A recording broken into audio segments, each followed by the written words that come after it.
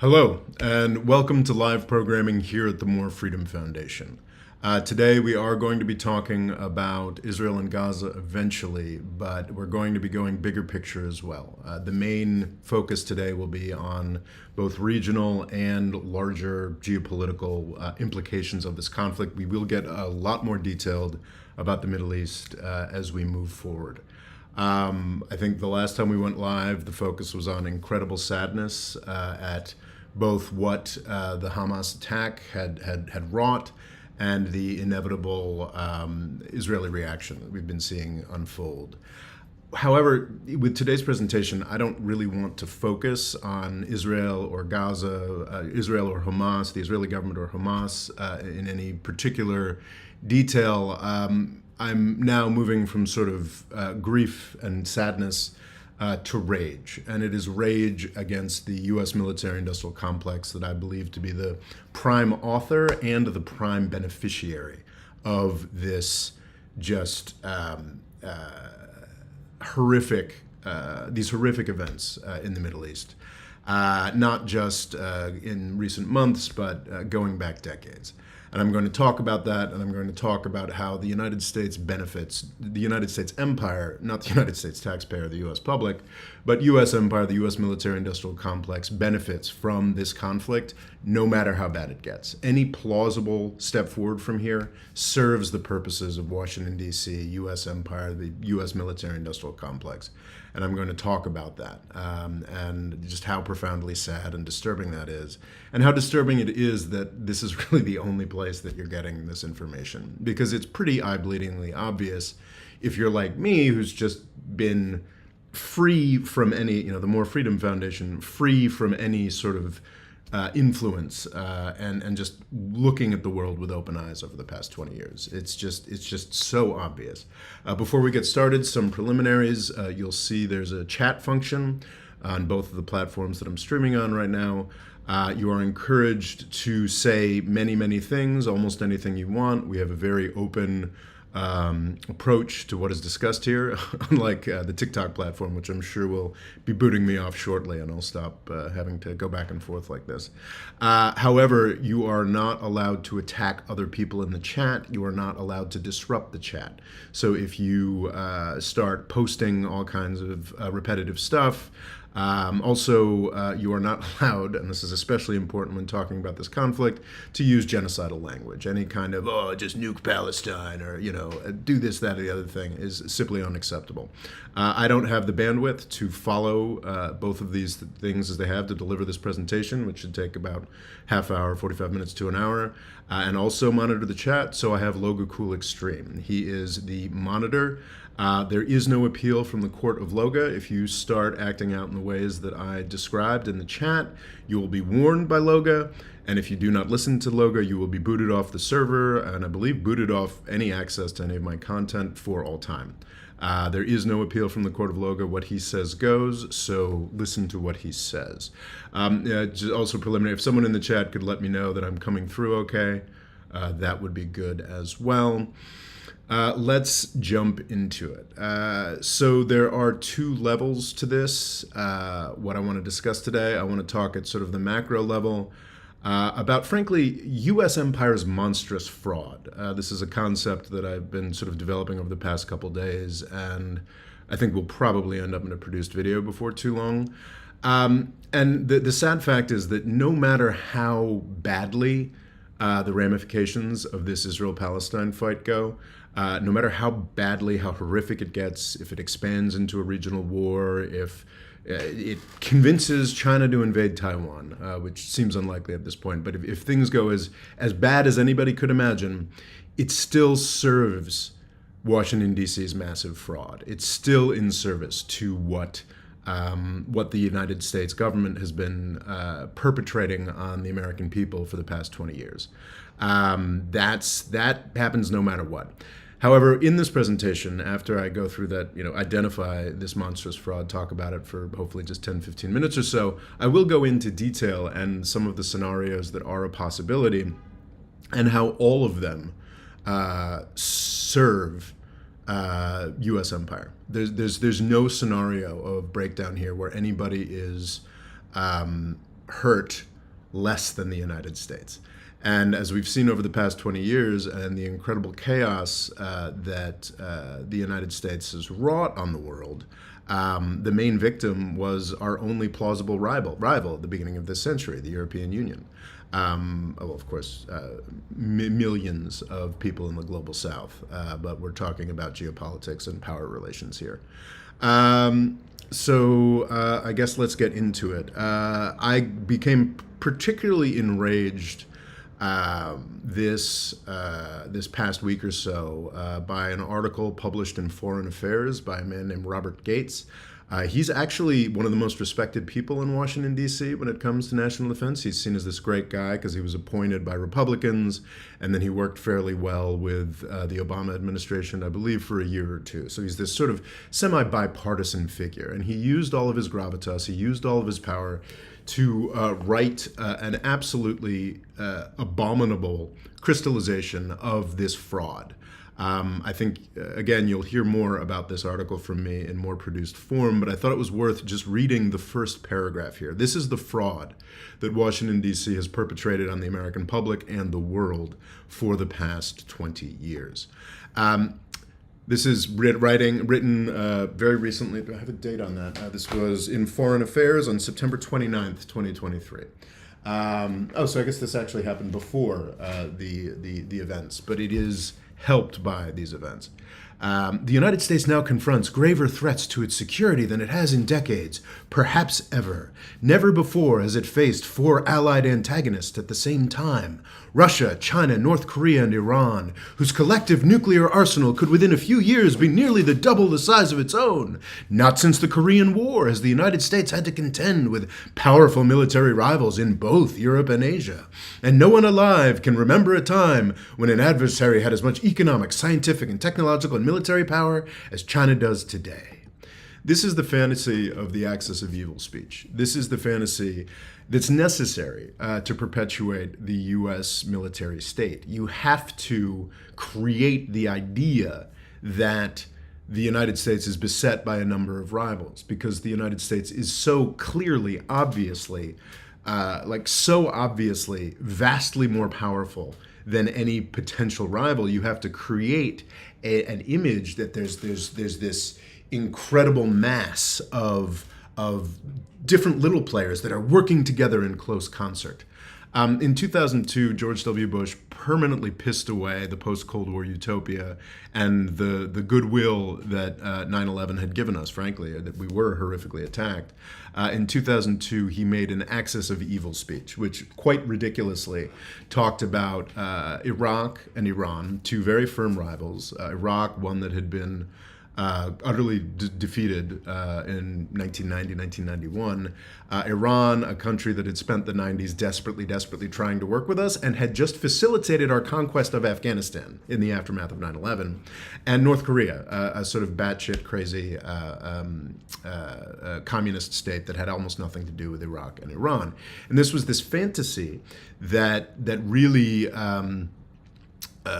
that these countries were somehow working together like the Axis powers of World War II, and it was tremendously important that the U.S. military be given more and more money to solve these problems. In practice, what has happened over the past 20 years is that the U.S. military has used the incredible resources it has been given to create these problems, to make these problems larger.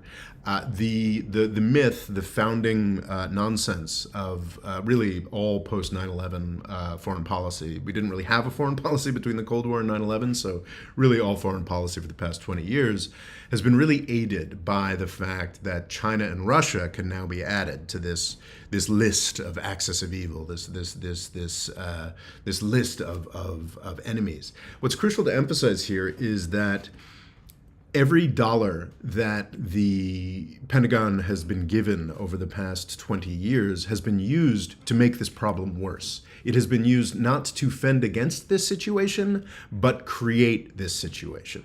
That may sound like paranoia, that may sound kind of crazy, but I actually have explicit U.S. strategy documents, public strategy documents going back to 2017, 2018, where the Pentagon they've been doing this for decades prior, but they used the Trump chaos, the cover of the Trump chaos, to put it into explicit U.S. national security strategy called Great Power Competition.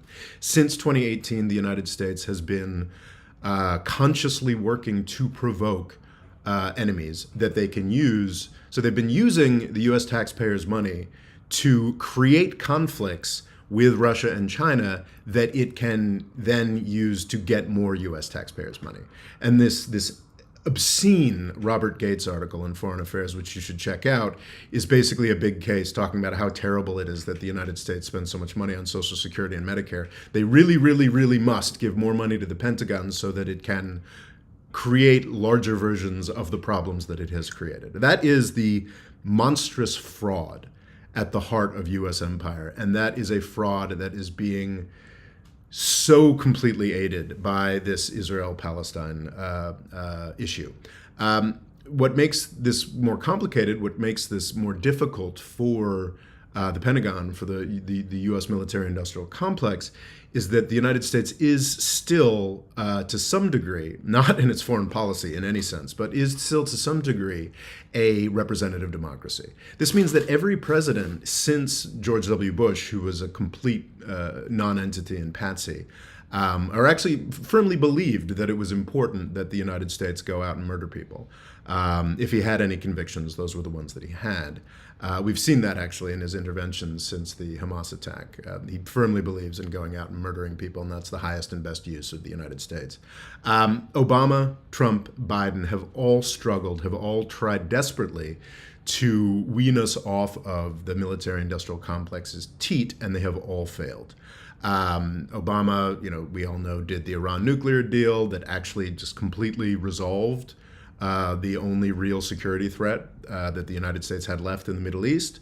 And of course, that was destroyed by the military-industrial complex. The problem is that these presidents are accountable to the U.S. people. These presidents do want to create a better life for people in the United States, but they go to Washington, D.C., where every single actor is completely in hock to the military-industrial complex. So they get stymied, they get destroyed. Donald Trump, as much as I loathe him as a figure, said a lot of great things. There's really no better, higher moment in U.S. politics, that's how sordid we've become, than the 2015 debates when he absolutely humiliated Jeb Bush and the Bush family over the monstrosity that family had unleashed upon the world and the United States taxpayer in Iraq.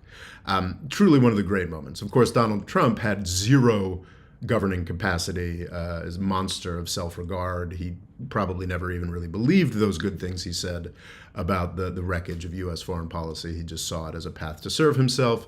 And when he got into power, he was completely at the mercy of some of the worst actors like John Bolton, or I think his first top diplomat was an Exxon executive. I mean, it would be beyond parody. Joe Biden is a guy who knew Washington, D.C. He's a guy who actually had been listening to the lies of the Pentagon and the foreign policy establishment for 20 years and had heard enough of it and actually wanted to potentially use his administration to do good things for the American people. So he started out trying desperately to get away from and get out from under the military-industrial complex. That is, of course, his heroic, possibly the only good and successful foreign policy action of a president in the 21st century, withdrawing us from Afghanistan.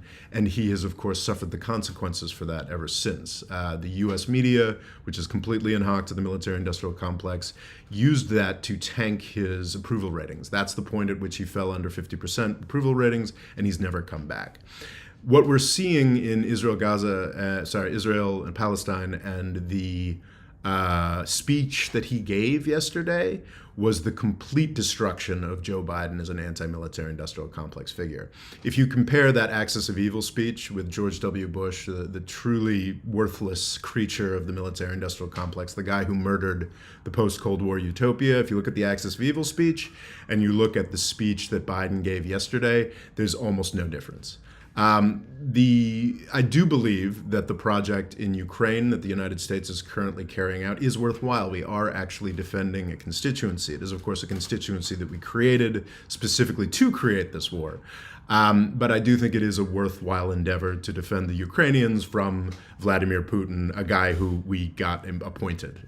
It's important. People always forget that Vladimir Putin is in power because we stole an election in 1996 that put Yeltsin in power, who then appointed Vladimir Putin. Putin is very much a U.S. creation, and it is in our interest, as it was in our interest and the world's interest, to defend Kuwait from the monster the United States had created in Iraq. In 1990, it is in our interest to defend Ukraine from the monster we created in Russia. The absurd thing that Joe Biden had to do yesterday was to give this big speech that everyone's like, oh, it's not quite as bad as during the Trump administration. Like, oh, this is the point where Joe Biden truly became president. A complete capitulation to the U.S. military-industrial complex when he likened a very savage and disgusting indigenous resistance movement called Hamas to Vladimir Putin, an imperial aggressor. It is absurd. It is in some ways even more absurd than Bush's axis of evil speech, pretending that Hamas and Vladimir Putin are the same thing, is almost even more absurd than, at least Iran, Iraq, and North Korea in 2002 were all state actors. Like, these are at least things that, they were similar entities. Hamas, a vicious terror group, indigenous resistance movement, whatever you want to call it, and Vladimir Putin, the sort of patsy we've put in power in Russia. Like, these are not the same things. But they're both, to a large extent, U.S. creations. And that's the massive fraud. That is the fraud that has been perpetuated, is this idea that the United States has had any serious threat since the Soviet Union. I seriously dispute whether the Soviet Union was any serious threat to the United States after 1956, but that's a whole nother kettle of fish you can see me talk about in other videos. Again, this is not some gray zone conspiracy theory. This is explicit U.S. policy laid out in public national security documents in 2017 and 2018. The United States has chosen to focus on creating fights with Russia and China, so now we have fights with Russia and China. What's fascinating is that this has actually been very disappointing. Putin stupid enough and was more or less what we created. So he did finally fully invade Ukraine, to the incredible detriment of Russia and Ukraine. We've successfully created a sort of South Korea there, but China just isn't doing it. They're not stepping up. They're not invading Taiwan the way Washington D.C. wants. And that created openings. The Biden administration has been desperately trying, despite serial problems that the U.S. military foreign policy establishment throws up. Pelosi goes to Taiwan. The question of this Chinese spy balloon that I think has not been focused on anywhere near enough. How exactly did that come about? Why did it become the issue literally the weekend that the Secretary of State was supposed to be meeting, the U.S. Secretary of State was supposed to be meeting with the Chinese leader? Could have been Chinese shenanigans. I think it's much more likely it was U.S. military-industrial complex shenanigans. So the Biden administration has been trying desperately to get out of this. They got us out of Afghanistan. They've been trying, despite all of the stupid things that they are compelled to say by the U.S. foreign policy establishment about Taiwan, about China, they've been trying desperately to get back on the same page with China. They've been trying desperately to talk about, just have basic diplomatic relations with the second most powerful country in the world. And that struggle, I think, with that speech yesterday seems to me to be largely over. There's no question that the horror of the Hamas attack and also the horror of the Israeli reaction are coarsening and hardening a lot of feelings along the world. Biden has had many, many aspirations for some kind of diplomatic understanding, whether it's between democracies or with China or moving forward or this, that, and the other thing. I would say that is largely over, and that is a huge boon to the U.S. military-industrial complex. That serves the massive fraud at the heart of U.S. foreign policy. Let's talk a little bit more about what a fraud that is. This ludicrous idea that that Russia, China, North Korea, and Iran are working together. They're allied antagonists at the same time. This is, despite incredible U.S. efforts in that direction, a fantasy. This is absolutely ludicrous. China has obviously, manifestly not been helping Russia in Ukraine. If they had been, it would be a very different conflict. They simply aren't. There's a proxy war between the United States and NATO, between a collection of most of the richest people in the world. I guess if you got NATO altogether, that's what, 30-40% of US GDP, world GDP, versus the Russians that represent like 2%. China could very easily have added its productive capacity and its, 20% of world GDP to that conflict, making it infinitely more horrific and Russia looking temporarily more successful. China has not done that. There is no axis of evil. There is no alliance here. Certainly, China and Iran, Russia and Iran, all three of them, North Korea even occasionally, though it seems like most of the other three actors are just sort of like, even they, can barely hold their nose to be in the same room as the North Korean despot. They'll do press conferences together. They'll talk about BRICS. They'll talk about all kinds of, supposedly threatening stuff if you only get news from weapons salesmen, which is unfortunately most of what the Western media establishment is.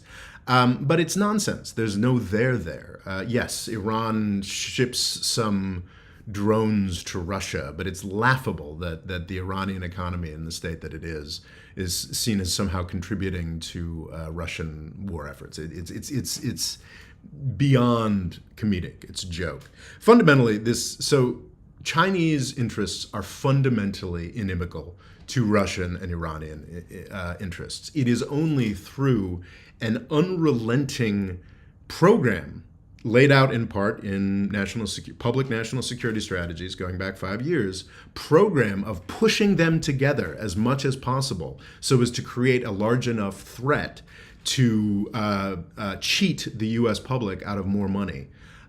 This is a conscious effort, public effort by the United States, and it's really not succeeding because there's just such fundamental conflict between Russia, China, and Iran.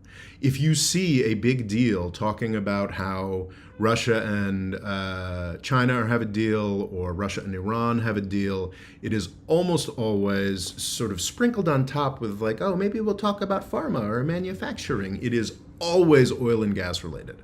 Russia and Iran's fundamental interest is the same as Texas's interest or Saudi Arabia's interest. It is a petroleum economy that lasts for as long as possible and allows them to sell their products for the highest price possible. China's interest, as it used to be the U.S.'s interest, and unfortunately the United States is now a petrostate as well, which we'll get into a bit later, China's main interest is to get off of oil and gas related petroleum products. This is not out of some kind of like green instinct or virtue on their part. It is a simple strategic requirement. I do not believe that China's about to invade Taiwan. I certainly believe that they want to be able to invade Taiwan, and they cannot do so as long as they are reliant on certainly Iranian oil and gas, Saudi oil and gas, and even Russian oil and gas. That's a very long supply line that can be very easily disrupted. What they want is an economy based on nuclear plants, Chinese coal, and oil and green technologies. China has absolutely led the way on electric cars. Some of them may be fueled, a lot of it will be fueled by Chinese coal, but a lot of it will also be filled by solar and wind power. China absolutely is a huge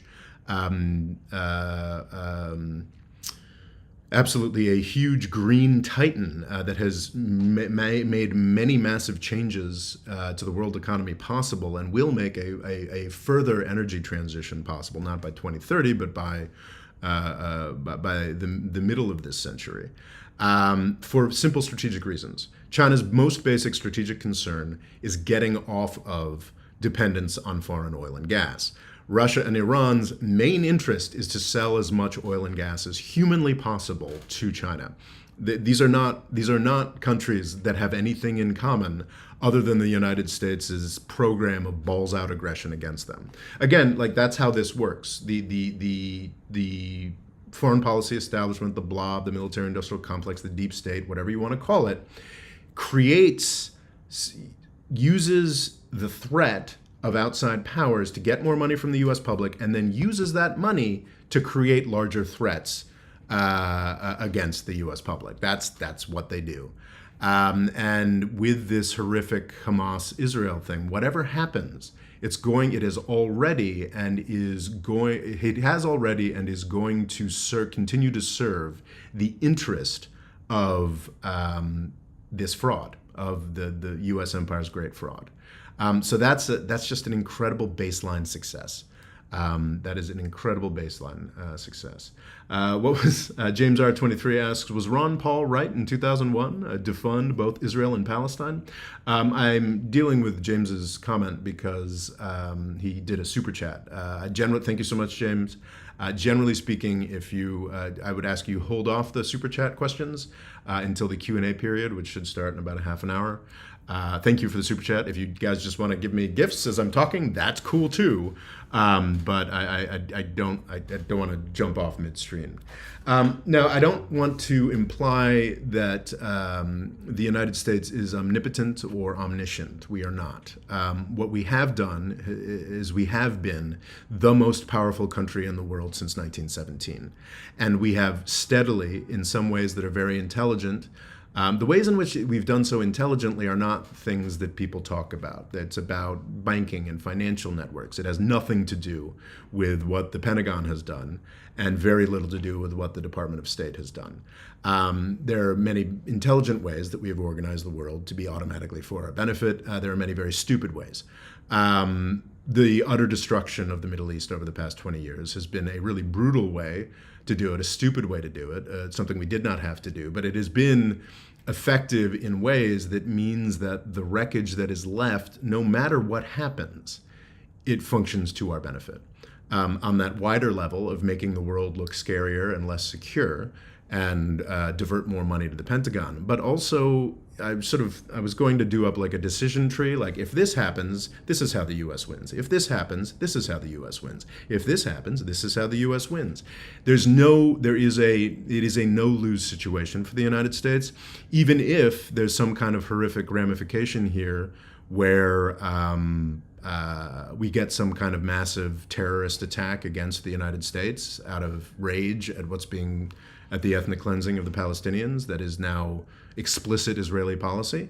Even if that happens, that just serves the central fraud, the idea that the United States is somehow under threat. And that's really dark. But that's the world that I see at this moment.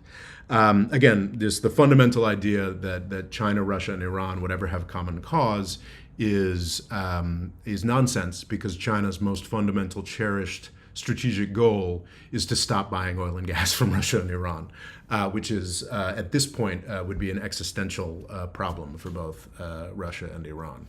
So that's all nonsense.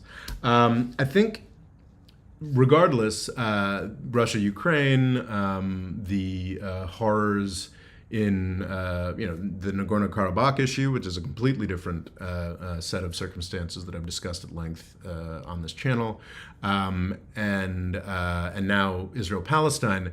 Some of the more ludicrous, more ridiculous foreign policy commentators have said, well, this is a sign of the multilateral world. This is what happens when the United States steps back.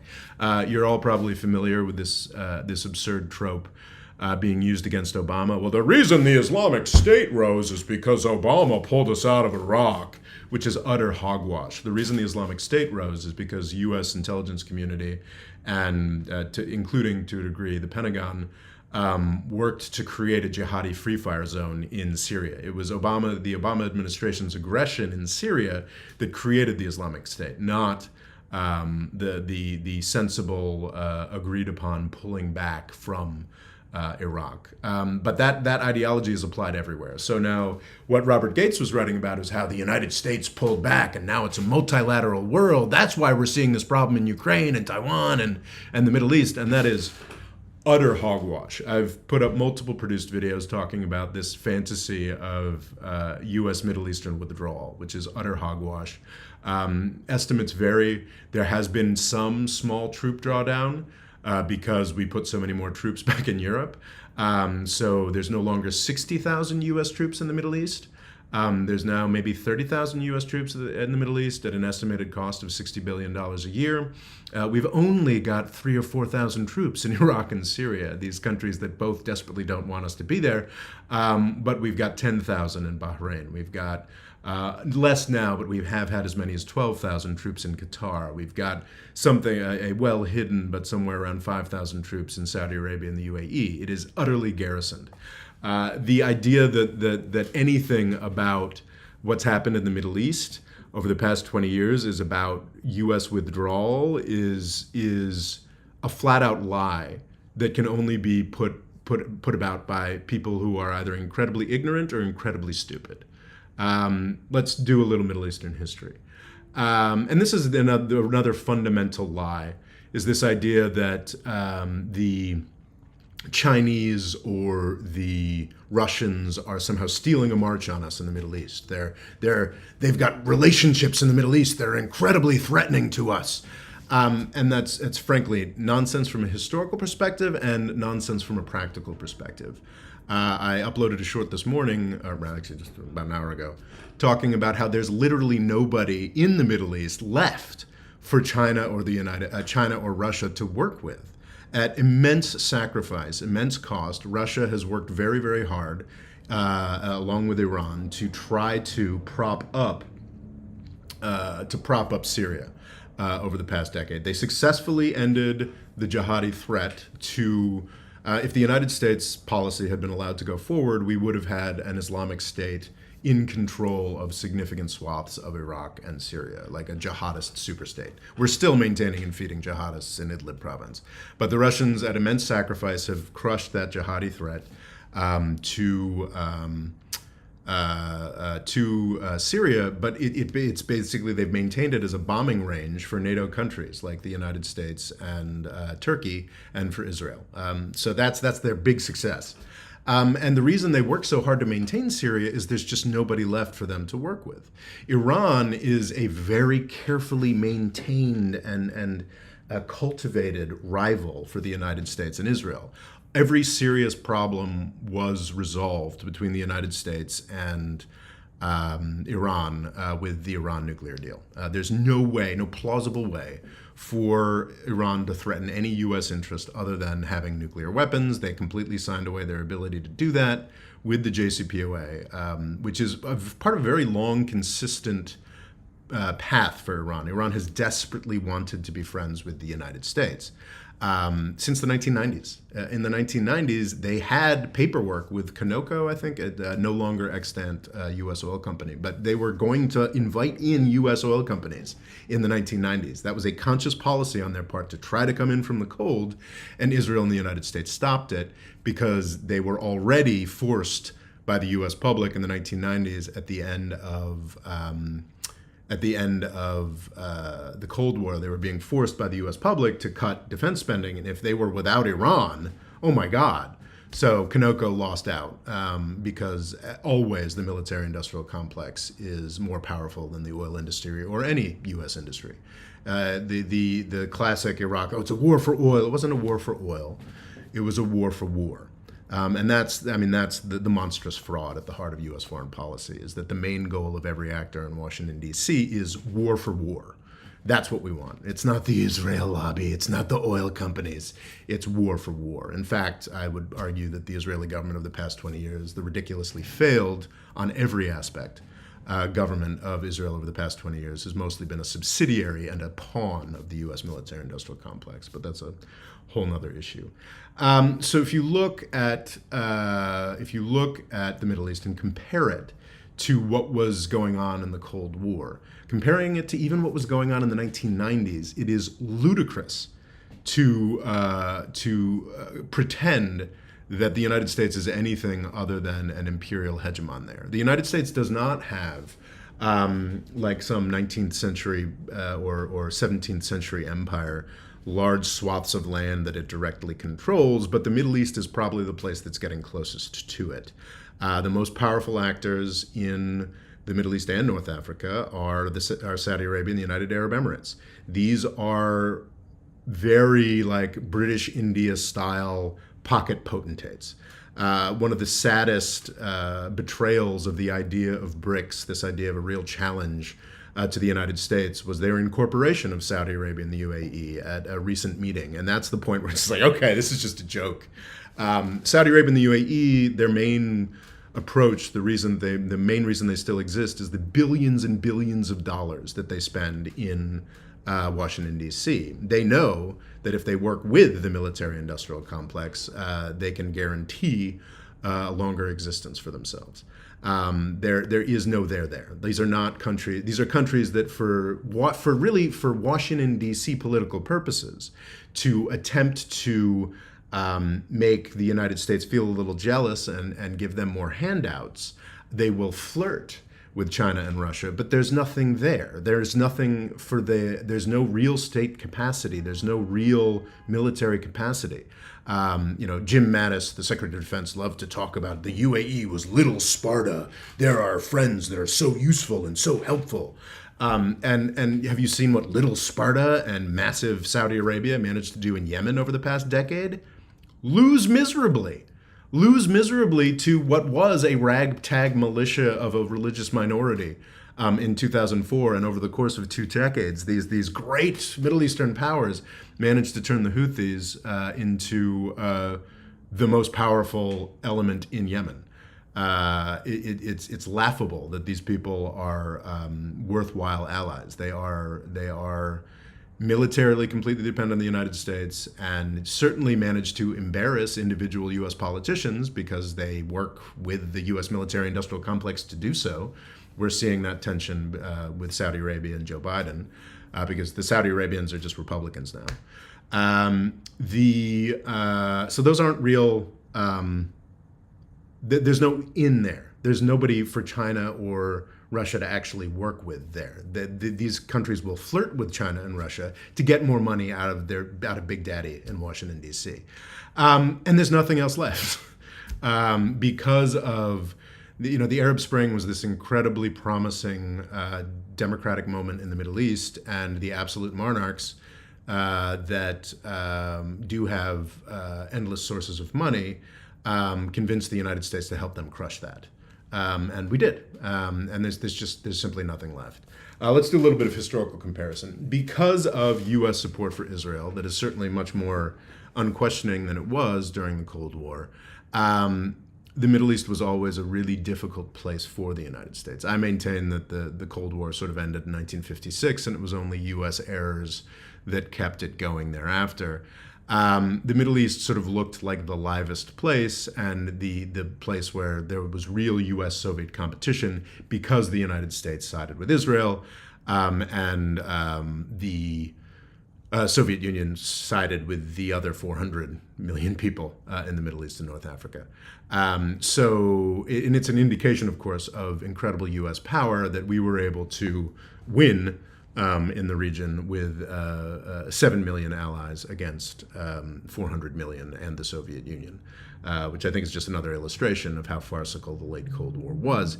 Regardless, by the 1990s, the end of the Cold War, there were multiple serious state actors that were anti-United States in their orientation, even after the end of the Cold War, because of U.S. Firm alliance with Israel. The Middle East was a region that was full of actors that would have been ready to work with China, would have been ready to work with Russia. Unfortunately for Russia and China, they were not powerful enough to take advantage of that at that point. Neither Russia nor China really are powerful enough to take advantage of that at this point either. But it doesn't matter because there's nobody there for them to work with. Let's look at the 1990s arrivals. We had Syria, Libya, Sudan. What do all 3 of those countries have in common right now? They're all in the throes of vicious civil wars. So Syria, Libya, and Sudan relatively recently, but Syria and Libya have been racked by vicious civil war for over a decade now. Iraq somehow has managed to get into a status where it is both a United States and an Iranian protectorate. And then you have Iran, which, as I've pointed out, is consciously maintained by the United States and Israel as a rival to justify things that the United States wants to do. So yeah, that was the 90s. Syria, Libya, Sudan, Iraq, Iran. Iran is still there. Nothing else is. And Iran, again, has that fundamental problem with China that Iran wants nothing more than to sell more oil to China, and China wants nothing more than to buy less oil from Iran. It's not. It's not a region where there's anybody for a rival to the United States to work with anymore. It really, all this talk of like, oh, this is a sign of a multilateral world. This is a sign of something new and different and horrible that the Chinese and the Russians have imposed upon us. Is really just a way of hiding our incredibly disgusting complete success. In the aftermath of 9/11, we were still in this moment of post-Cold War near utopia. Horrible things happened in the 1990s, but the greatest powers in the world, really the sole great power in the world, the United States, was not causing those problems. Since 9/11, we have caused all of the problems. It's been vaguely refreshing focusing on just two conflicts over the past 3 years, Ethiopia and Armenia, where, oh my gosh, it's not the U.S.'s fault. These are conflicts that are not completely generated by the United States. Nothing else is. The conflicts in Africa over the past 20 years, Russia, Ukraine, certainly, Taiwan, any other major war, including any other major war, Iraq, Afghanistan, Libya, Syria, it's all been the United States. If there's a mass death event over the past 20 years, it's been the United States. At the heart of it, if not the main combatant in it, and that is really sad. And that's a choice we made that we really didn't have to make. But we made that choice, and it has been disgustingly successful in the Middle East. The region is a ruin. There's very little there. So I suppose we should turn now to Israel and Palestine. The Hamas attack, even at this point, as we've seen Israeli retribution to get further and further outside of any concept of international law. We've now got explicit endorsement from multiple Israeli government figures of ethnic cleansing. They are outright saying that Gaza will be smaller after this. They have demanded that they have demanded that Gazans retreat beyond a line that I believe bisects the most powerful, the highest population center within Gaza City. I mean, it's incredibly horrible, but we shouldn't minimize just how nasty that initial attack that Hamas made was.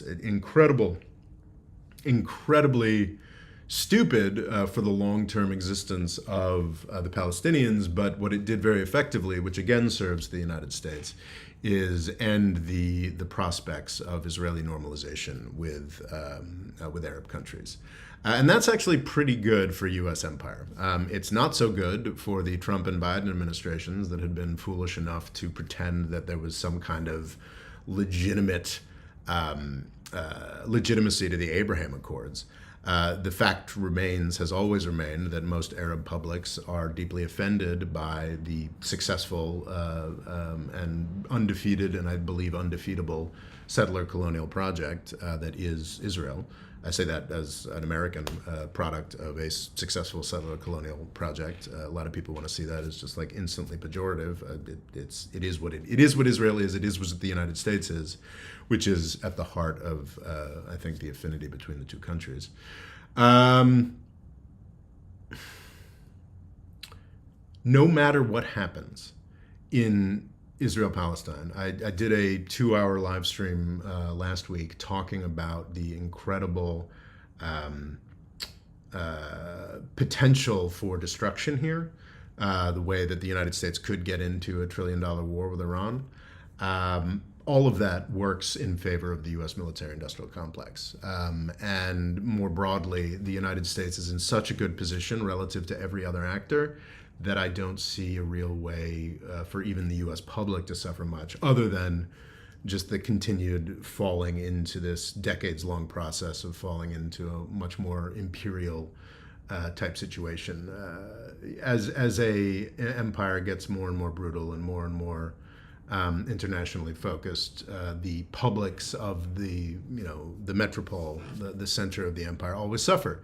We're seeing it in that disgusting Robert Gates article where he's like, we need to cut Medicare and Social Security so we can buy more weapons systems to fight all these wars that we've created with all the money you've given us over the past 20 years.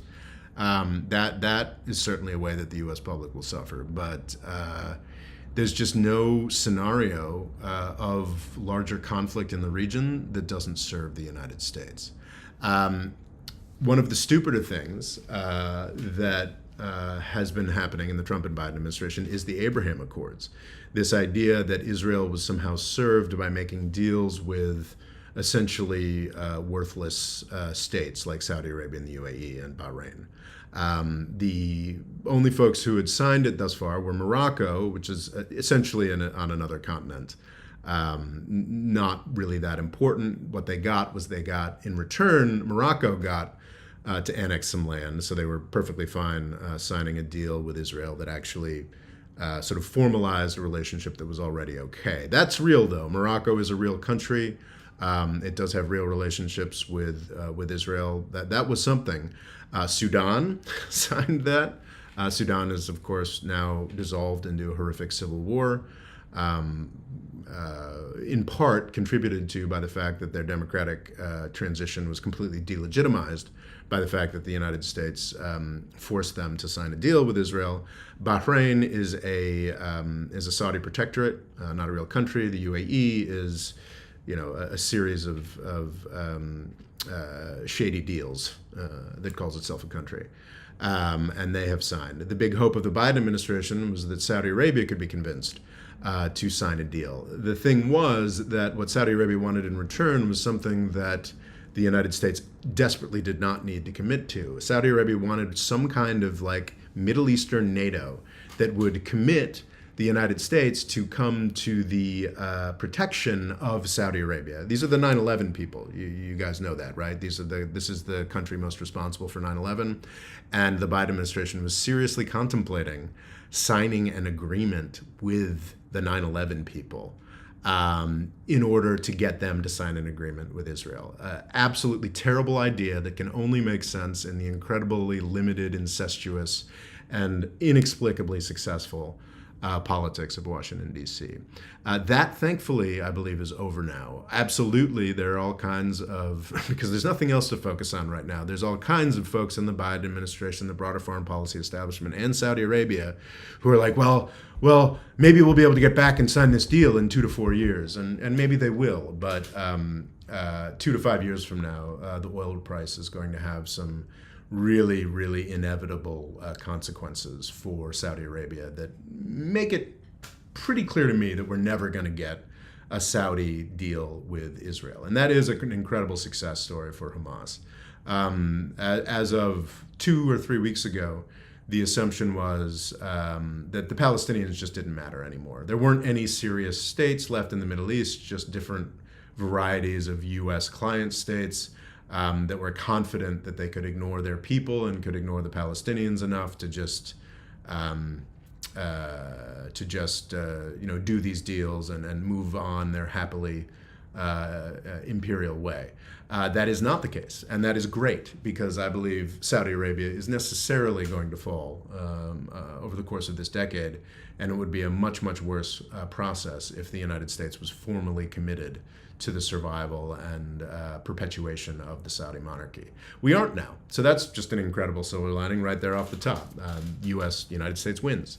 Even the gross, vicious, monstrous fraud people in Washington, D.C. didn't really want their hands tied with some kind of direct NATO-style relationship with Saudi Arabia. So we just win.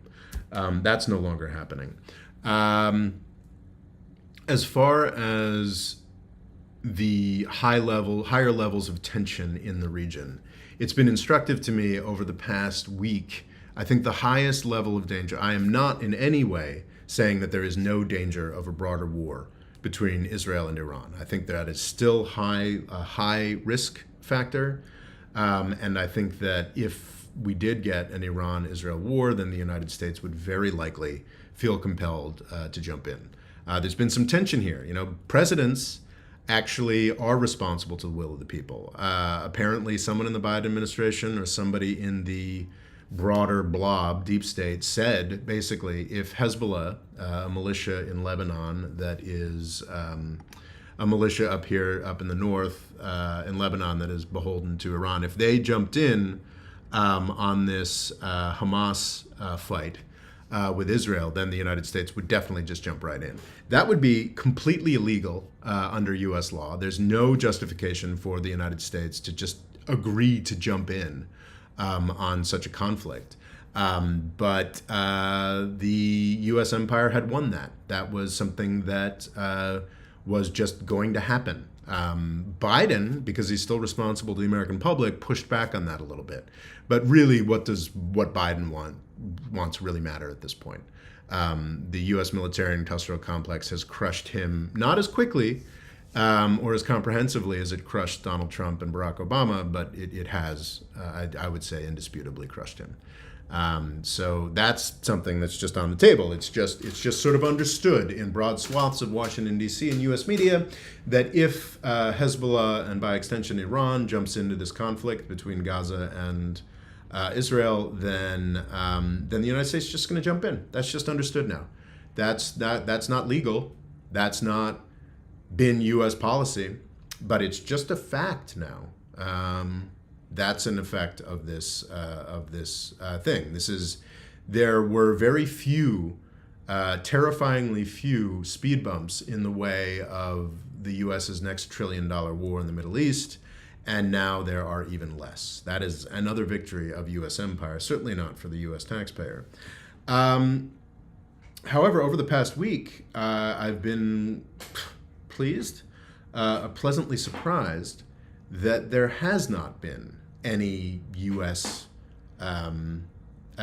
any broader indication that Hezbollah and Iran are jumping in. I think Hezbollah would love to jump in. Iran desperately does not want to. We have seen this interesting dynamic. The Wall Street Journal came out with a story a day or two later saying like, Iran was definitely intimately involved in the planning of this attack. And not just Iran, but also the U.S. and Israel came out to say that is definitely not the case. I think if Iran was going to jump in on this, Hezbollah was going to jump in on this, the time to do that was in the days after the attack. It's funny, someone just said on the TikTok, the U.S. is not going to win this one. That's that we don't have to. If we lose another war, it makes it look like there's a threat to the United States. There absolutely isn't, of course. But that serves the massive fraud. Even if we do lose this one, which I think is very unlikely, Washington, D.C. wins. The House always wins. Right. So if Iran and Hezbollah were going to jump in, it was most likely in the initial chaos of that horrific weekend when you had Palestinians from Gaza and Hamas, under Hamas leadership, occupying territory in Israel. That was the moment at which Hezbollah and Iran should have struck. Now that there are, I think, 2 U.S. aircraft carriers hovering off of Israel, now that Israel has called up all kinds of reservists, motivated all kinds of resources, stocked up on all kinds of weapons, when they undertake their offensive in Gaza, will Iran and Hezbollah jump in? That's still a tremendously possible, plausible thing that we should be desperately concerned about, desperately worried about. But I believe that is, it's becoming less likely. It's still very possible, but less likely. So what happens if the worst happens? What if Iran and Hezbollah do jump in, what if we get a truly apocalyptic regional war? Again, the U.S. wins. The United States is a petrostate now. The United States is, I believe, the world's largest, certainly the world's largest oil and gas producer now. That was not the case before the Obama administration. I'm actually not even sure it was the case before the Biden administration, but the sort of shale miracle got started under the Obama years. Trump liked to take a lot of credit for it. But we are a massive. I don't think we were allowed to export until 2015 or so, with a law change. But we are a massive oil and gas exporter. The world is going to need less oil and gas. That is guaranteed at this point. No actor, including oil companies and Saudi Aramco, disputes this. They dispute the timing of peak oil demand, but they know it's coming. There's some arguments that the demand may have already started to plateau. Key thing about oil and gas prices is the demand doesn't have to go down for prices to plummet. The demand doesn't have to go down. It's just because there's always more resources coming on stream. And the demand is likely to go down. Prices are going to plummet. So actually, it is in the interest of the United States and Canada and Mexico, all of which are large oil and gas producers, for there to be a massive, destructive regional conflagration in the Middle East. The only way to get sustainably, even to the oil prices we're at now, which aren't that high if you consider the amount of inflation we've seen in over the past 5 years, even to maintain the current prices, the only way to maintain the current prices would be to take Middle Eastern oil out of the picture. That's what happens in a larger war. That sure as hell isn't what China wants, but the U.S. would benefit massively. It's not what anybody in the developed world wants. It would be terrible for all of our allies, but all of our allies, as angry as they'd be about what we did to the Middle East, they'd have to buy oil and gas from us at really exorbitant prices. So it's all just U.S. imperial consolidation. If what is looking more likely, Israel will do some ethnic cleansing, will curtail the amount of space that is left for Gaza, will almost certainly do a horrific invasion that costs a lot of Israeli lives and infinitely more Palestinian lives, may or may not crush Hamas, whatever that means. The leadership of Hamas is in Qatar. Nobody's talking about deporting any of those people.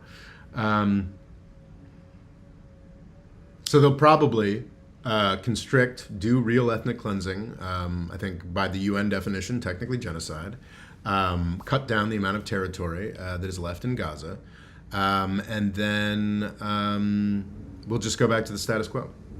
I think that's most likely. In that case, the U.S. wins. You've got, more terrorism, which is always helpful for the military-industrial complex.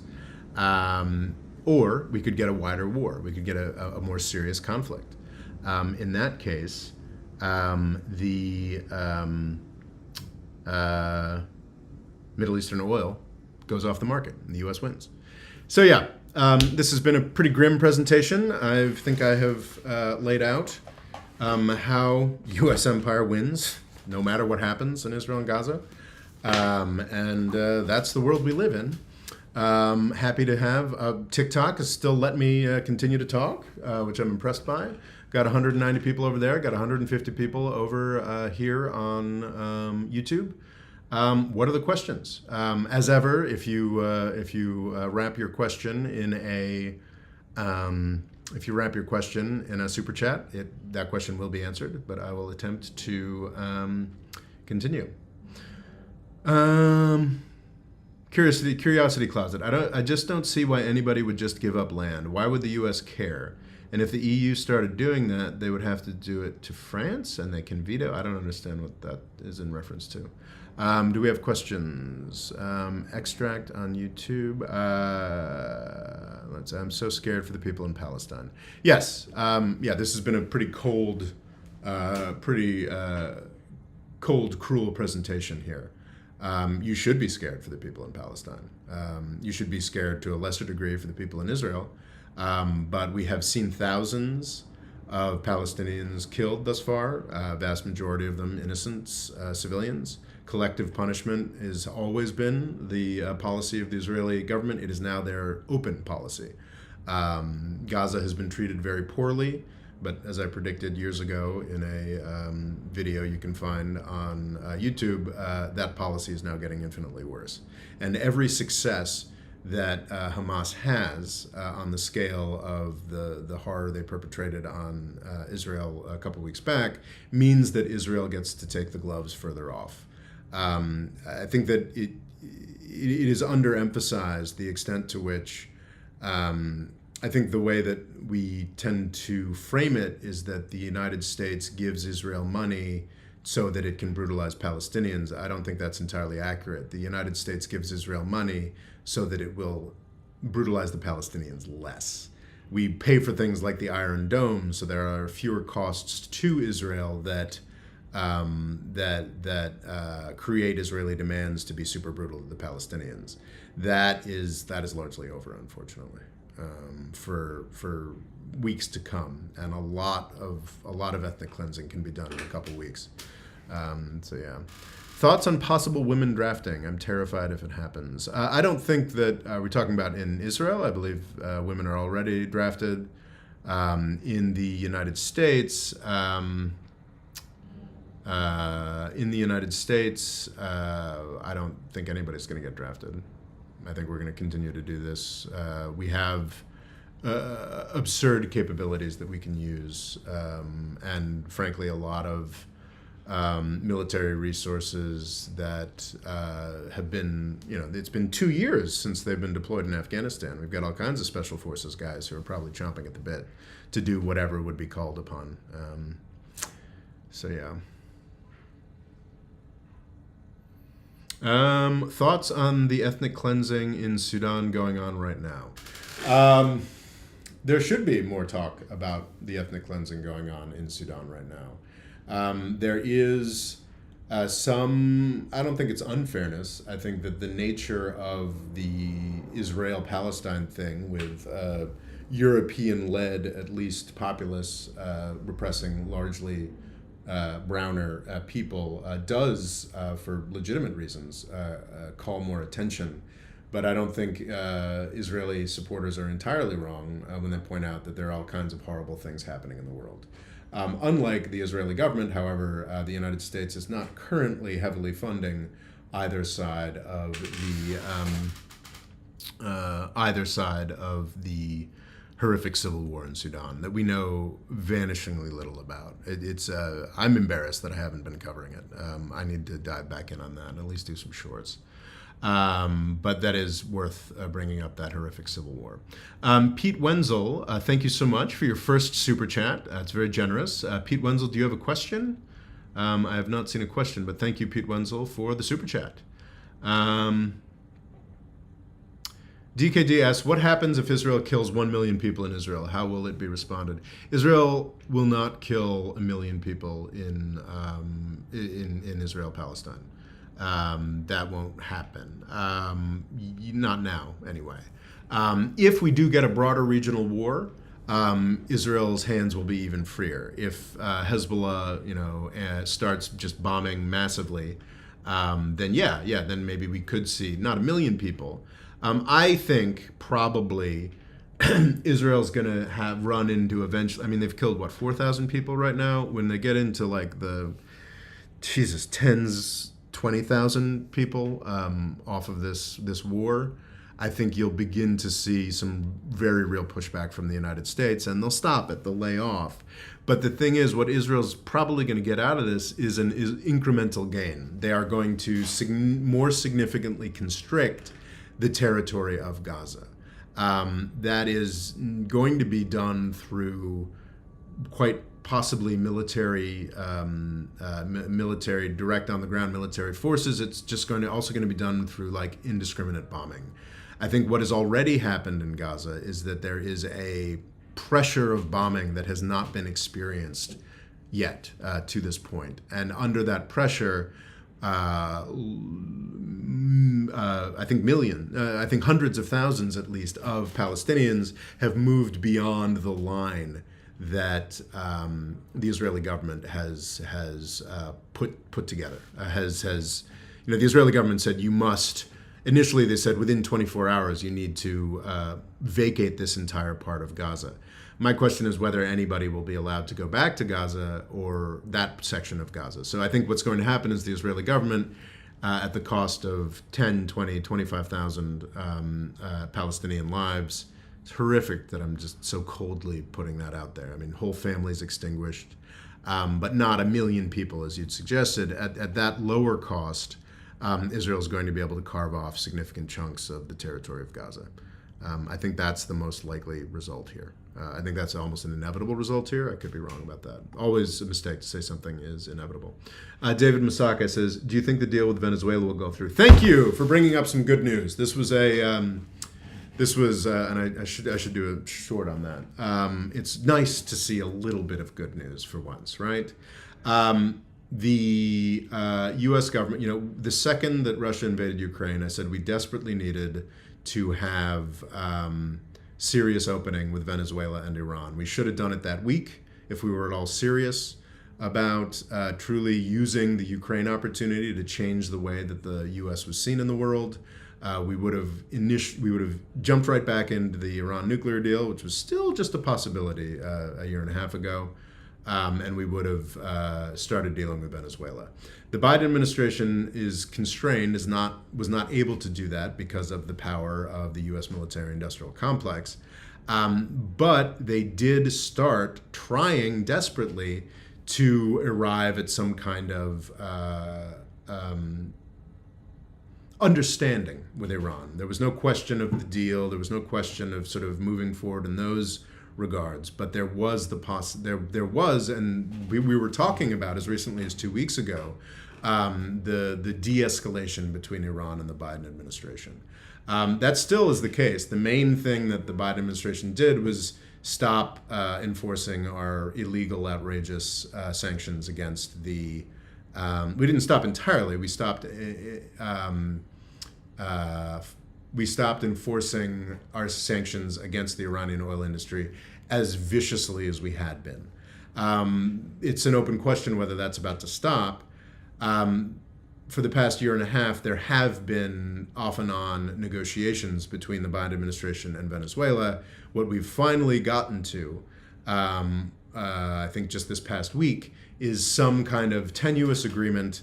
Maduro's going to hold an election, a real election maybe, in 2024 or 2025. And in return, we're finally going to start consuming Venezuelan oil again. That's necessary and a very good thing.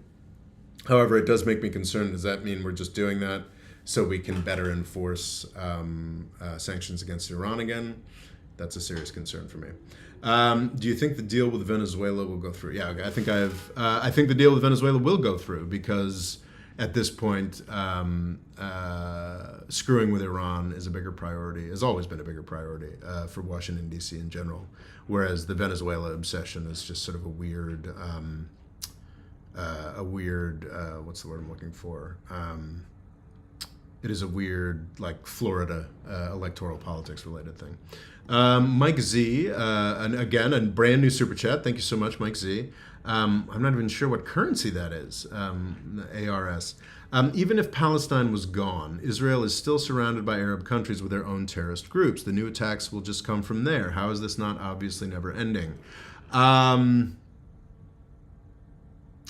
think the real, the sad truth, Mike Z, is that none of the neighboring countries have any interest in harboring the Palestinians anymore. That there's been a lot of, I mean, that's to some extent what the Lebanese Civil War was about. Jordan has fought to keep Palestinians out.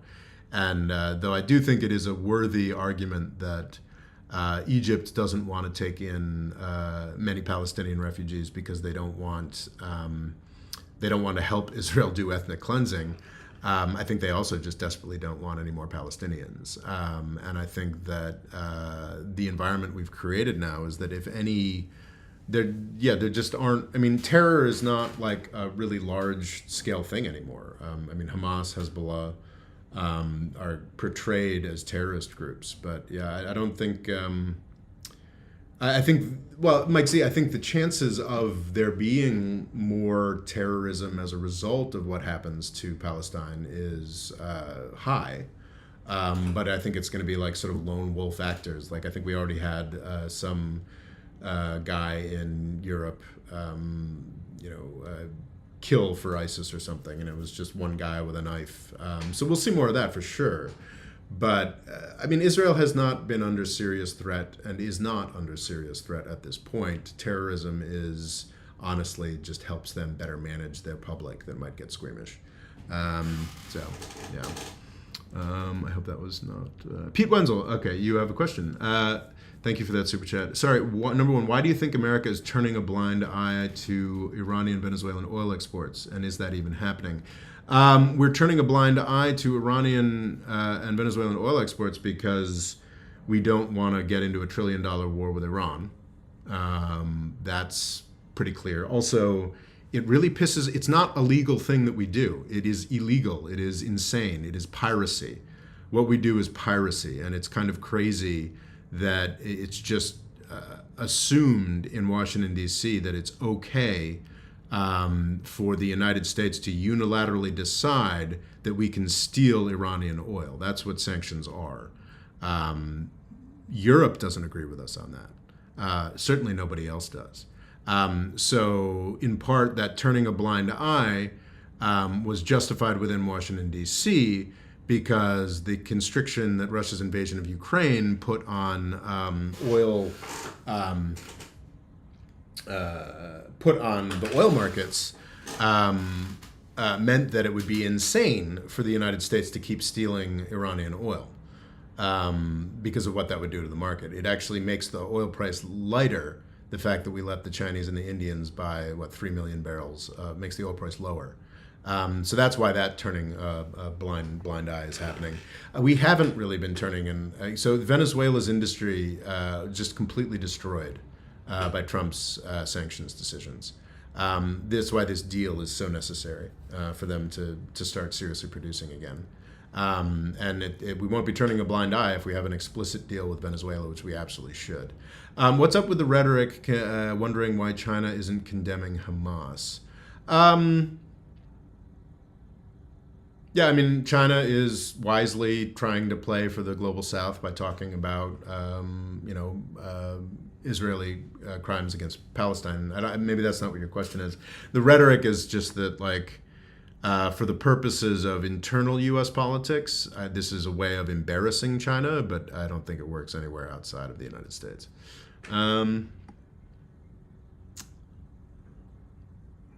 Okay, there's other super chats. So many super chats. I got to catch up. Sorry, guys.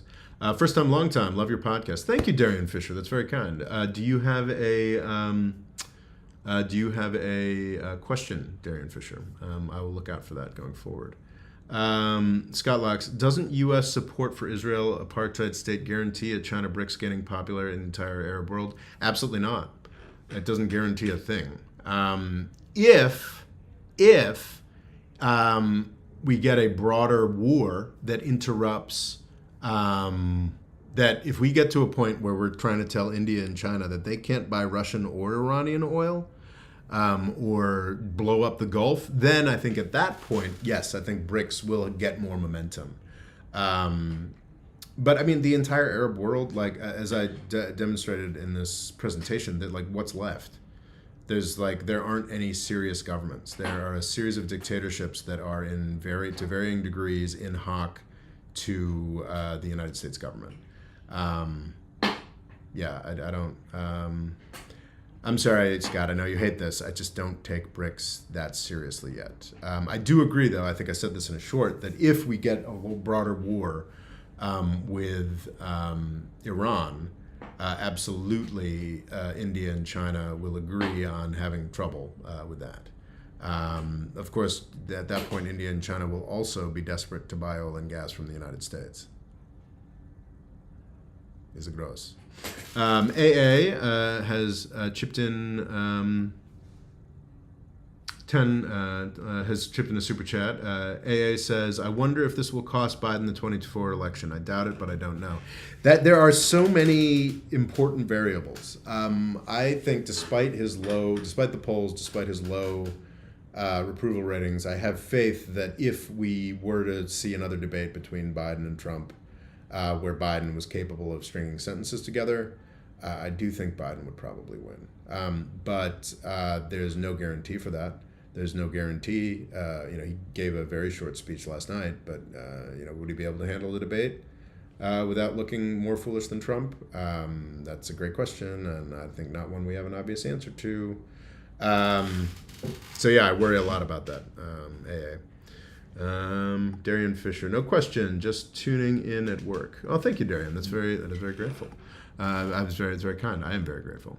The Global South has all been supporting Palestine. What are you talking about? Have they, though? Have they? Supposedly Iran's huge, reason for being such a big sponsor of Hezbollah and Hamas is to fight against Israel. Well, here's an incredible opportunity that Hamas has provided. Like, this is, Israel looking for a day or two, like it was on the back foot. And what's Iran doing, really? Not much. The whole Global South is outraged by what's happening there, and I think that perhaps has meaningful consequences for Ukraine. I argued fervently about a year and a half ago when Russia invaded Ukraine that this was an incredible opportunity for the United States, as it has done very few times, but to its incredible benefit since World War II, step up for sovereignty and for independence, as we did in Kuwait, as we did in Ukraine.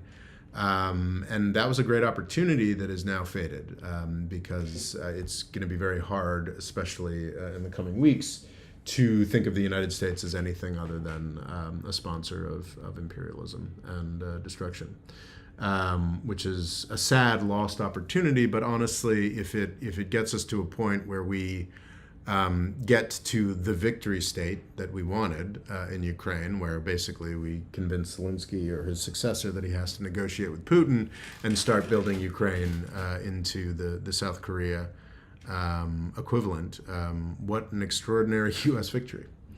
Yeah. Will the Arab world ever normalize its relations with Israel after the war? I think at some point the Arab world is going to have to reconcile itself to the existence of Israel. I don't believe it's going anywhere, nor do I believe it should. But it's utterly pointless to talk about normal, and this was the great failure of the Arab Accord, the Abraham Accords, that Trump and Biden both pushed very heavily, is there's no point in Israel coming to any kind of understanding with a dictatorship. Who cares? As we're seeing now, the Palestinians still have a veto, and that the populations of all of these countries, with the acquiescence of their dictators, will participate in blocking any such normalization.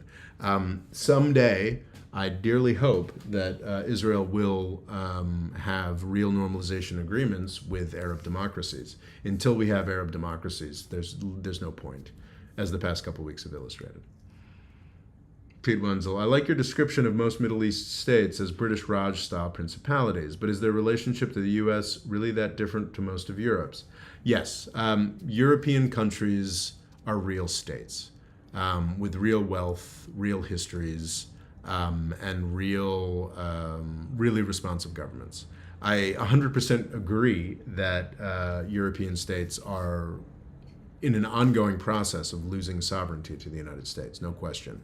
Every decade and a few more of those sticks that make up the bundle of a nation state fall away and are sacrificed to the United States.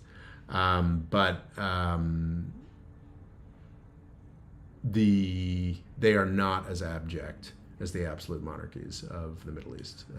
Nowhere close. Little to no protests going on in Latin America. Yeah. The Global South does not care as much as it used to.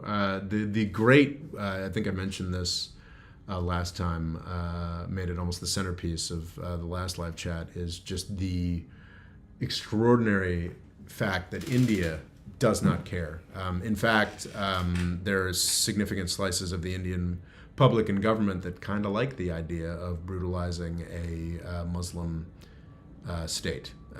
So yeah, this is crazy because for 80 years India was the epitome of post-colonization and speaking up against imperial projects, and didn't even have any kind of relations with Israel until the 90s because of their perception that it was just an extension of the British Empire. That has switched almost entirely. And yes, especially after the hospital bombing, whoever did it, there's been a step up in Arab rage, global South rage, what have you. The practical effects of that have been very limited, and I think it's still the most salient thing to point to here is that India, the likely nascent third most powerful country in the world, it just doesn't care about Palestine anymore, and that's a huge shift. Do you think this could start World War III? Absolutely.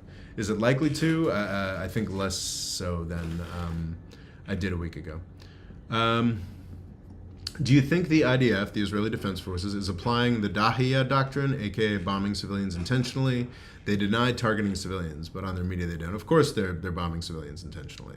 I think that they have legal fictions and what have you about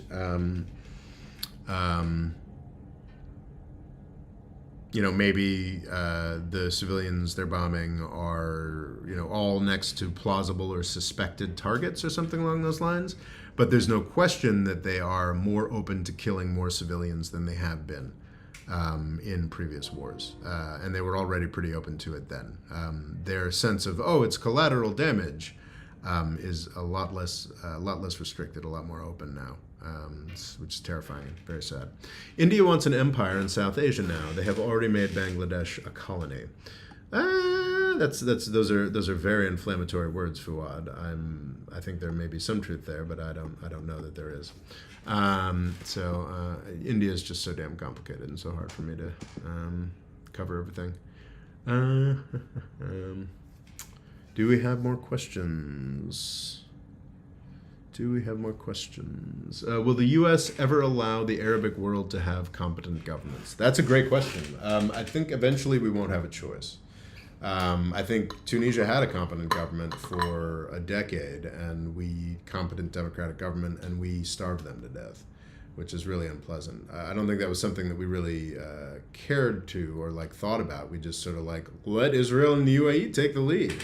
I think that the oil price falling will lead to less power first, lead to a new system in Saudi Arabia, and at the very least dramatically less power for the UAE. I don't know that very many policymakers in the United States were consciously screw Arab democracy, we're killing it. That's what we did. That was the result of our policy and signing over our policy to two countries run by absolute monarchs. But I don't think that the absolute monarchy in UAE and Saudi Arabia, I think UAE will keep shuffling along, maybe Qatar and Kuwait and not Bahrain. But Saudi Arabia is not going to be here at the end of the decade. Will Morocco try to annex Ceuta and Melilla? No. I'd just say no.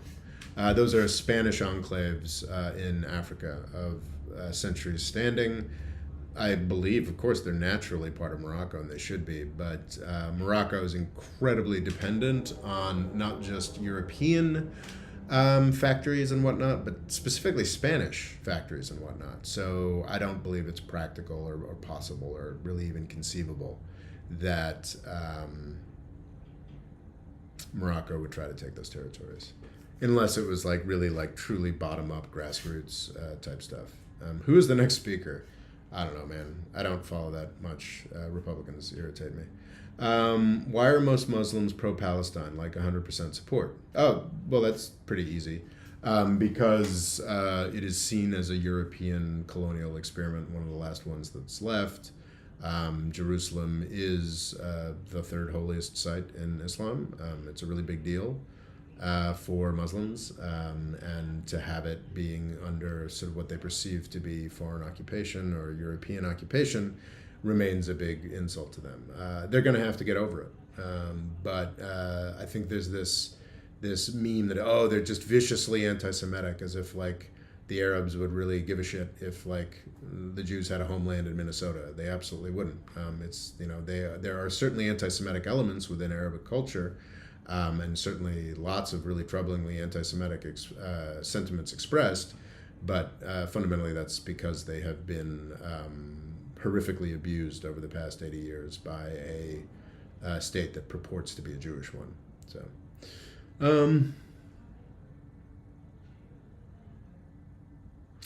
Kabir 911247 says, I'm also from Bangladesh. I think it is a stretch to say that Bangladesh is a colony of India, but I see your concerns. Yeah, that makes sense to me. The Middle East country that has the most potential to become a democratic country, I suppose it's North Africa, but is Tunisia, because it did it. It did it for a decade. It permanently proved this myth that Arabs can't do democracy wrong. And shamefully, Europe and the United States did almost nothing to support it. Even more shamefully, now that they have a dictator again, which they've had since July of 2021, Europe is now heavily funding him, which is just disgusting, frankly. But it is what it is. Palestine crypto is the future. Link in bio. Gross. Gross, Binance. Gross. Do you see a rise of an African world in the future? Yeah, of course. I think they're already rising. They're doing extraordinary things in the face of first the oil crisis, then the Cold War, and now the absurd U.S. war on terror that destroyed really every government in the Sahel. But what are some of your go-to news sources? I spend a disturbing amount of time on Twitter, which is very disturbing because it's become a much worse news source as time has gone on. But I read long articles from Twitter. I'm a subscriber to The Economist. I'm a subscriber to Bloomberg Businessweek. I'm a subscriber to The New York Times. I'm a subscriber to The Washington Post. I'm a subscriber to The Wall Street Journal. I try to get as many news sources as I can. It's sort of project-based now. Bro is understandably ignoring me. I'm not ignoring you, Zachariah. It's project-based. I decide what I'm looking at that week, and I try to deep dive on it, whether that means reading a book, whether that means going through everything that Bloomberg has written about that country or issue for the past month or two. That's sort of how I think a really key aspect is if you're reading a news article, you can dramatically expand your understanding of whatever issue if you look at what that exact same publication was writing about that same topic a year ago or 2 years ago or 5 years ago. I think it's really important to, I think whatever richness or wealth of commentary I provide comes from the fact that I make a point of reading not just recent books, but old books as well. And you can do that just with news articles. You can see how wrong The Economist was about a particular conflict that's happening right now if you read what they were saying 2 or 3 years ago. Not saying that's like, I do have a lot of complaints against The Economist, but I'm not saying that's like The Economist is just wrong about stuff all the time. I'm saying that everybody's wrong. I'm less wrong than most, certainly most publications like The Economist, The New York Times, but I'm wrong too. And it can be really instructive, and you can learn a lot about conflict or an issue or a country if you contrast what The Economist or The New York Times is saying today versus what they were saying 5 years ago. So that's, I think that's, a good media consumption hack, if you will. No more super chats. I do like, I mean, you guys were very generous just a week ago, so perhaps that's it. But what do you think about Iranian military effectiveness? They have been reshuffling for the past couple of years. To do what?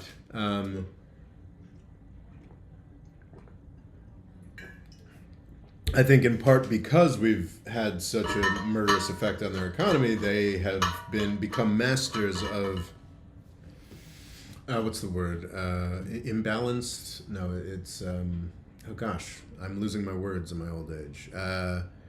unequal warfare. Somebody in the comments, you know what I'm aiming for. It's like unequal or unbalanced warfare. Man, what is the word? So embarrassing. But they've become expert in manipulating or unbalanced. How have I forgotten this word? In dealing with conflict. Asymmetric warfare. That's the word I'm looking for. Where their opponent, the United States, is vastly more powerful. I don't think. I mean, Millennium Challenge aside, I don't know how credible it is to argue that they have great, military capabilities against the U.S. Navy or U.S. Army, but they're not going to have to be because they have missiles. And those missiles will have a tremendously devastating effect. They are much better missiles than the ones that Hamas and Hezbollah have. So yeah, I think the chances of them sinking a U.S. aircraft carrier are not low. Not really particularly excited about the fact that the Biden administration has thrown a couple aircraft carriers into that conflict zone. My understanding is that in the event of a war with China, the first thing that the aircraft carriers will do is get the hell out of Asia. So, I think, as is the case in any conflict, I think if war broke out with Iran, they would be shockingly shambolic and failure prone in some regards, and then shockingly effective and devastating to the U.S. military in other regards. I am not somebody who dives into the minutiae of weapons platforms and capabilities, largely because I don't believe they matter. I think that kind of analysis would have told you that Russia would instantly crush Ukraine. But I think that, in part because probably most of the Russian military's self-identification is taken from exaggerated U.S. propaganda trying to make the world look more multilateral, the estimation in the Russian military, the estimation in the Chinese military, the estimation in the U.S. military of their own capacities is fantastically overrated. So, yeah, I just don't want to get into that too much. What do you think about Iran? Okay. Hi, everyone, says John to Emily. Free Palestine. Good luck. Is a one-state solution where Palestinians on the West Bank and Gaza have full Israeli citizenship possible? No.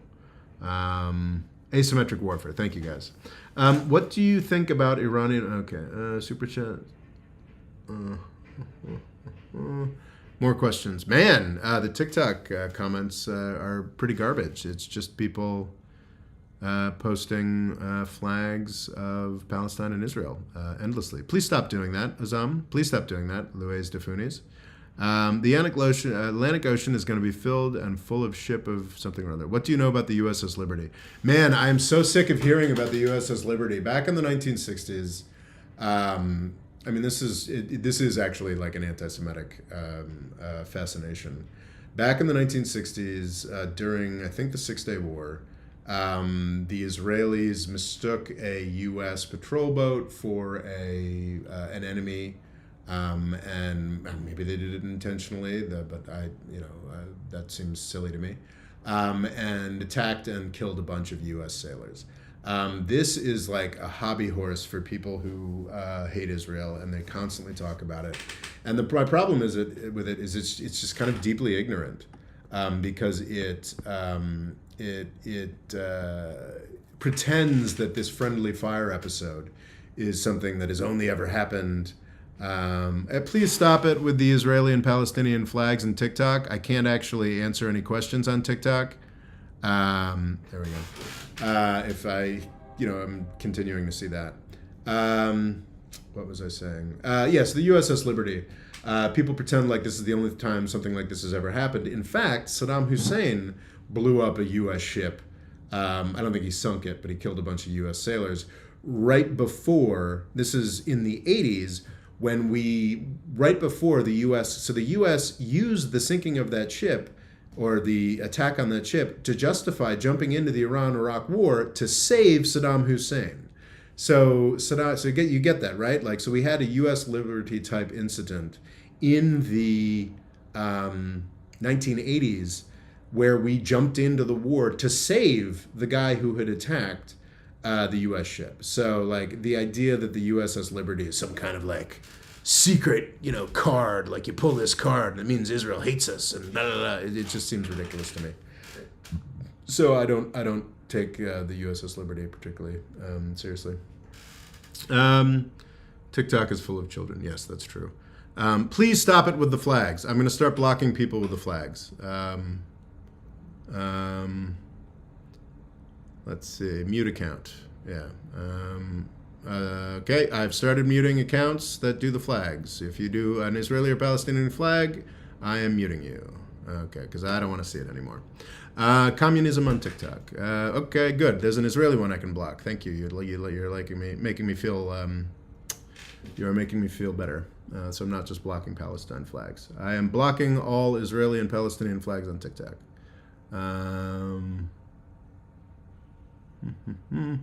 Goodbye. Block account. Cool. Okay. Any more flags people want to get blocked? Okay. I don't like it when people disrupt the chat. How about Albanians? Wow. Okay. Peter Zeihan did a video on Germany. Says its future is bleak. Are we going to be like Japan or worse? I think that Germany has massive challenges that they're facing, but when has Germany not had massive challenges that they're facing? I think that the German people are incredibly capable, and there are a lot of reasons why Germany can meet the current challenge, I think is what I want to say. I think that Peter Zeihan is an expert, is a real classic on taking a real problem, a real issue, and pretending that it's the end of the world, that this is all that matters, this is all that is serious, this is all this is the end. He's famously been predicting the collapse of China for very real issues that China faces for 2 decades now. So yeah, I don't think it's the end for Germany. Japanification maybe, but it's not going to disappear the way Peter Zeihan seems to be claiming.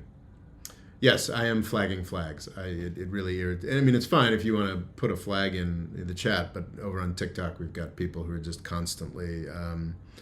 Will China get involved? Absolutely not in the conflict in Israel, Palestine, Gaza. Really key thing. I've been harping on this for a while. Again, because most of what we consume everywhere is Pentagon propaganda, and Russia and China also want to push Pentagon propaganda because for nationalist reasons. The Pentagon is like, China and Russia are getting much more powerful, and the Chinese and Russian nationalist governments are like, yes, we are getting more powerful. So everything we hear is putting forward this multilateral world, scary, powerful Russia-China thing, and it's nonsense. The Saudi Arabians were terrified after 2019 when the United States, this was under Trump, correctly did not choose to back up Saudi Arabia when the Houthis plus Iranians bombed a Saudi oil facility. The Saudis have been desperately trying to get normalization with Iran for the 4 years since. Negotiations have been ongoing under the auspices of the United Nations, the United States, what have you. Because Saudi Arabia is, the Saudi government is a Republican actor, they wanted to embarrass Joe Biden. And to embarrass Joe Biden, once Iran and Saudi Arabia had come to a very limited arrangement, they invited the Chinese in there to stand there on the podium and claim some kind of credit for this. This served the Iranian and Saudi instinct to embarrass the United States. It has very little that's real behind it.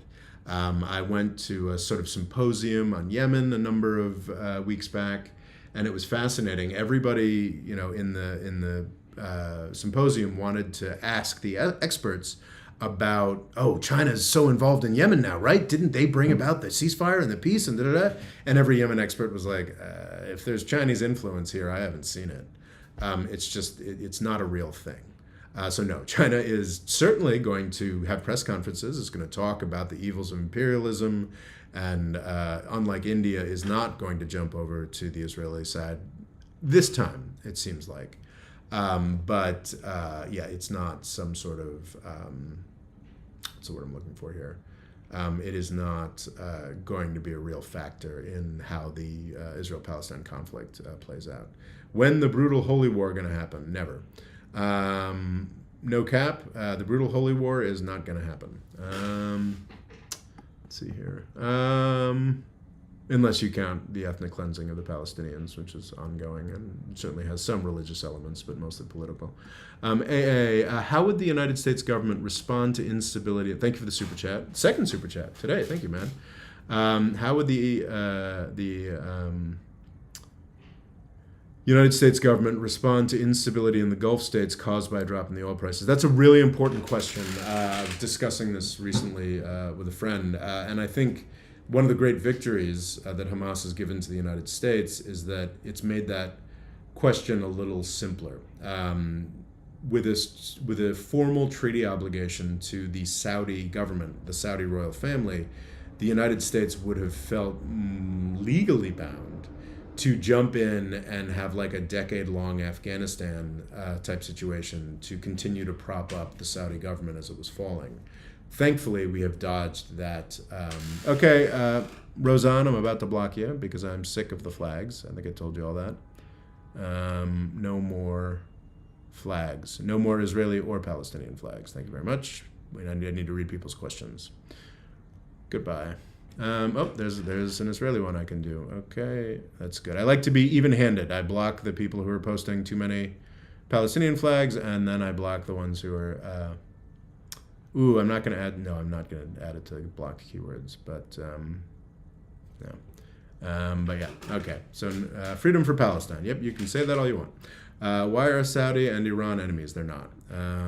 They are, as part of U.S. empire stuff, the Saudis, to curry favor with the United States, were very opposed. I mean, initially, the Saudis were very opposed to Iran because they had a good relationship with the Shah.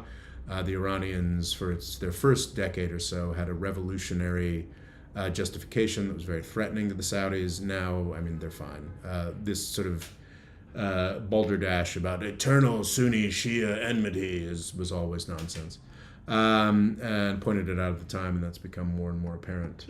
Saudi Arabia fought against Iran because we told them to. What's about other European countries, France, England? I don't understand. So yeah, that's a really important question, AA. Like, what would happen? What is going to happen when, as I believe is inevitable, the Saudi royal family falls this decade? If the United States is smart, they will give the Saudi royal family cushy retirements in the Washington, D.C. suburbs and the French Riviera, help them continue to access some resources and go about their lives. If we're really stupid, we will do some kind of military intervention to prop up an absolute monarch, which is just, it's disgusting. Like George Washington would be appalled. That'd be a really stupid thing to do. But we do like to do stupid things. What's kind of crazy, in the aftermath of the Afghan war, we could have done exactly what the British did after they got their asses kicked by Afghanistan for the second time, which is just make a relationship with the people who kicked our asses. The Taliban is super eager to work with us against Iran, at least, and probably Iran, Russia, and China. If we just, and if we sponsor them, then they'll actually allow more children, more women to get educated. It was an easy deal we could have taken, but I guess we were just too butthurt to do so. I think there's that risk that we just love not being seen to lose in any way, and the Saudis have bribed a lot of people. I think that the post-Saudi Arabian state would be, no matter what kind of government it had, would be better and would be one that would be eager to have a relationship with the United States. If we were smart, we would just sort of say, okay, the Saudis are gone, who do we work with in Arabia? Unfortunately, I fear that we'll be quite stupid and we'll just use it as another excuse to fight a war in the Middle East. And that would be very sad. But that's an incredibly important question, AA, and will only become more so. Any more super chats? Any more questions? We are coming towards not the end, but we are closing in We're down to the final 15 minutes. Super chats will keep me talking longer if you're interested. Saudi's sanctions would be enough to stop this war, but we got greedy people at the top. Saudi's sanction would be enough to stop it? I don't know. The Saudis can't sanction anybody anymore. I think Henry Kissinger was quite explicit in the 70s to Saudi Arabia and essentially said, if you ever do this again, you're done. So you're saying I'm not saying that the U.S. is heading to Saudi Arabia. I'm saying that that's a possibility and a very dumb possibility. Simon Cowell says, I don't get why the U.S. likes monarchs. The Iranians could have had a democracy if the world was nicer to them after getting rid of their monarch. Exactly. Morocco's monarch is fairly okay, but still unnecessary. The United States has supported monarchs in the Middle East because we like weakness. Because it's a fundamentally weak and stupid form of government. And the weaker and stupider a form of government is, the easier it is to manipulate. That's why the British Empire, we talked about this a little bit earlier, the British Empire in the 19th century maintained power in India. I think probably about 40% of India's territory was never formally conquered by the British. They maintained sort of client satraps or potentates or rajas or what have you. And it's just a really weak form of government that is easy for an imperial master to manipulate. That's why we like monarchs. And it's sad. What do you think of Nathan Rich? I don't know who that is. I've heard the name, though. Thoughts on the United States giving a certain kind of military thing to Ukraine, ATACMS? I think these are longer distance missiles. I think the broader arming up of Ukraine by the United States is, I guess, a good thing. I don't know. I do believe that an independent Ukraine is worth sustaining. I think it's becoming harder and harder to deny that what we need is diplomacy. Something along the lines of the current front lines will become the new Korean-style demilitarized zone. Over the course of the Over the course of that.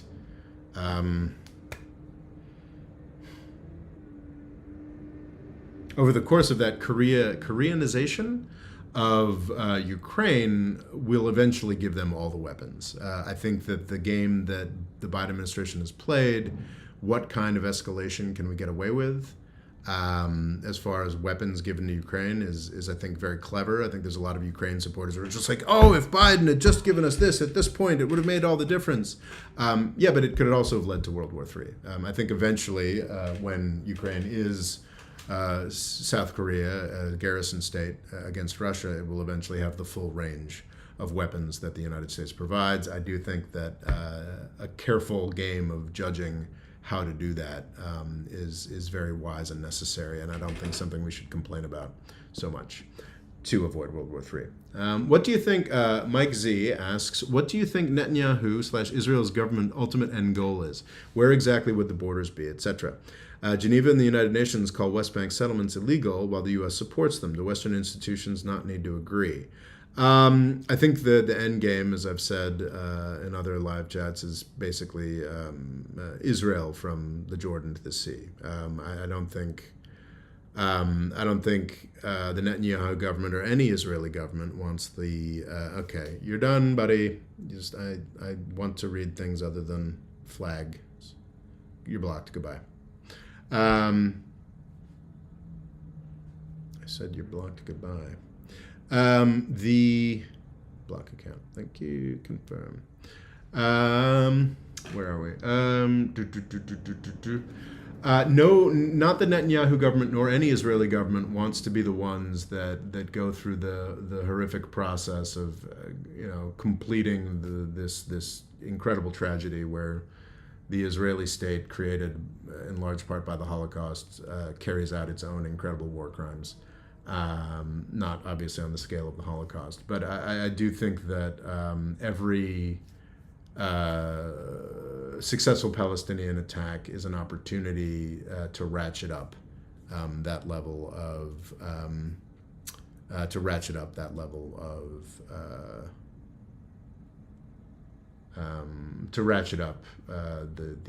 the ethnic cleansing or genocidal aspects. I think that the Israeli state was interested in some kind of peaceful solution back in the 1990s. I don't see any political actors in Israel with any power that are interested in that anymore.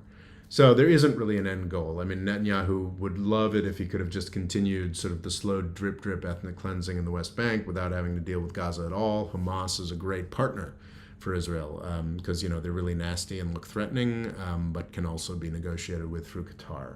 That's over. I think that the Netanyahu government and any Israeli government is really uncomfortable and not happy with the fact that they're the ones who have to take certain ethnic cleansing actions. But I think that is, like, as you look in the decades to come, I think they're just going to see more and more of that. Christian NL says, love your content. Is it good for the Europeans to be under the U.S. empire? That's a great question. I do think that even with all the horrific stuff, and the frustrating thing is that without the U.S. military-industrial complex doing all the things that has been doing over the past 20 years, the world would be in such dramatically better shape. So there's pluses and minuses. Like the 70 years of relative great power peace that we've had since 1945 are impossible without the United States. I think it's and it's also impossible without U.S. military power. You couldn't have had this level of peace without the U.S. military weapon being as powerful as it is. I'm not a pacifist. I'm not somebody who thinks that we should. Well, I do think we should, give up on all our aircraft carriers because I think they're useless. But I don't think U.S. military power is useless. I think it's vital. I think it's vital to the long peace we've had. Unfortunately, because of the sicknesses and idiocies of Washington, D.C. and the top of the military-industrial complex, U.S. military power has both been the guarantor of incredible peace, but is also the greatest threat to peace. That's why it's vitally important that the United States learns more about what it's doing, and that the U.S. public and more democratic elements within the United States wrest back control of the U.S. military-industrial complex. Unquestionably, the period from 1945 to 2000 has been dramatically better for Europe than anything that had come before, and that is the period of being under U.S. empire. In the 20 years since, in part because Europe did so well that it became threatening to the United States, but also mostly because the U.S. does stupid shit, it's been a net negative. I don't want a future where Germany arms up massively and Europe has to start fighting amongst itself again. I'm not saying that that's the inevitable result of EU distancing itself from U.S. empire, but I do think essentially, Christian, I think it's a really mixed bag, and I do believe in a world where the United States can be a better steward of the extraordinary power that it has, and I firmly believe, this could be the bias of being a U.S. citizen and U.S. patriot, I do firmly believe that the world is better off with the U.S. in charge than it would be with anybody else in charge, or even as a sort of multipolar world. It's also sort of an academic question for me, Christian, in that, like, I don't believe anybody other than the United States is going to be in charge during my lifetime. So. Is there still hope for Tunisia's democracy? Absolutely. The 1848 parallel is really worthwhile. One of the most famous series of revolutions that Europe experienced in the 19th century, one of the most famous and most important are the 1848 revolutions, where I think in part it was on a broader scale than had happened hitherto. The revolutions that used to be just mostly in France sort of spread across the entire continent. It was the springtime of peoples. Every form of nationalism and form of anti-aristocratic, liberal, what have you, politics, even vestigial socialist politics got an airing, and it was a complete failure in the short term. In the short term, that was 1848. By 1855. Every single, I think the French government did change permanently, but actually no, it ended up with a dictator. So basically, every country ended up in a less representative, less democratic place than it had been before 1848. However, 1848 is still seen as a success for liberalism, nationalism, for democracy to an extent, because the seeds of later successes were laid during that period. And I think that's the same set of circumstances for the Arab Spring. And Tunisia, unlike most of the other countries, had a solid decade with multiple elections, multiple exchanges of power. Their dictator came to power as a legally elected president before he did a autogolpe, or a self-coup. So yeah, no, I think the chances of Arab democracy remain very high, even this decade. Not this year, I don't think. And the chances are highest in Tunisia itself. I think there's a lot of really basic things that Tunisia needs to sort out, maybe before democracy will come back, but I definitely firmly believe it's still possible. I have great faith in that. Don't you see the comments? That's a questions to be answered. What question do you want to have answered? How does this war impact BRICS? I talked about that earlier in the presentation. I think that if you get a broader Iran-U.S. war, that will definitely give more power to BRICS. So yeah, please stop war. That sounds good. All right, we are coming to the 2-hour mark. That breezed through.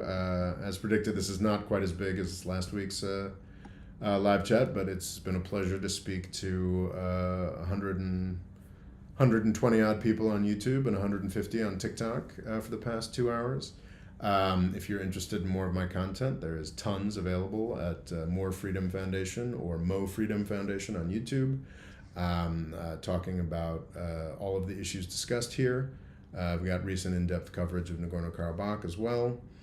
I've got more or less daily shorts, produced videos that come out, seems like monthly now, that I would love more attention to. I tweet at Robbo Law for as long as Twitter still exists. I would make a pitch for my Patreon. If you if you think my content is worthwhile, if you've enjoyed my content, I think signing up on Patreon is the best way to keep me going. There's about 100 patrons, and they are my bread and butter. They keep food on my table, and it's just the indication for me that somebody out there cares enough for me to keep working as hard as I do on trying to understand the world and try to bring that understanding to all of you.